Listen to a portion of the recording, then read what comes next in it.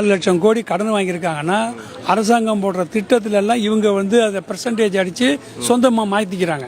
நாளைக்கு வாங்கக்கூடிய கடன் வந்து யார் மேலே ஆகும்? அரசாங்கத்து மேலே ஆகும். அரசாங்கத்தின் மேலே வர கடன் யார் மேலே வரும்? மக்கள் மேலே வரும். ஆனால் போடுற திட்டங்களில் உள்ள அடிக்கிற கமிஷன் இவங்க சொந்தத்துக்கு போயிடும். அப்போ இந்த மாதிரி செலவுகளை வந்து அரசாங்க கணக்கில் பண்ணிட்டு அதுலேருந்து இவங்க சொந்தத்துக்கு எடுத்துக்கிட்டு கடன் மாத்திரம் அரசாங்கத்துக்கு போகுது. வெளிநாட்டில் வேலை பார்த்துட்டு வந்தேன். எனக்கு மாத சம்பளம் 3 லட்சம் ரூபா. நான் இந்தியாவுக்கு வந்து இவங்க பார்த்தா அரசியல்வாதிகளுடைய வாரிசுகளும் ஃபார்ச்சுனர் கார்லையும் டொயோட்டோ கார்லையும் பறக்கிறாங்க. எப்படி இந்தியாவில் இது சாத்தியமாச்சு? எனக்கு ஆச்சரியமாக இருந்தது. நான் வந்து ஒரு கார் வாங்குறதுக்கு அவ்வளோ யோசிக்கிறேன். ஒரு வீடு கட்டுறதுக்கு கடன் வாங்கி கட்ட வேண்டிய ஒரு சூழ்நிலை. ஆனால் அரசியல்வாதிகளும் வார்டு கவுன்சிலராக இருக்காங்க. ஒரு 3 வருஷத்தில் 3 மாதத்துலேயே கார்டு வாங்கிட்டு பறக்கிறாங்க. இதெல்லாம் ஊழல் செய்யாமல் எப்படி சாத்தியமாகும்? ஒரு கட்டடம் கட்ட போகிறீங்கன்னா ஃபவுண்டேஷன்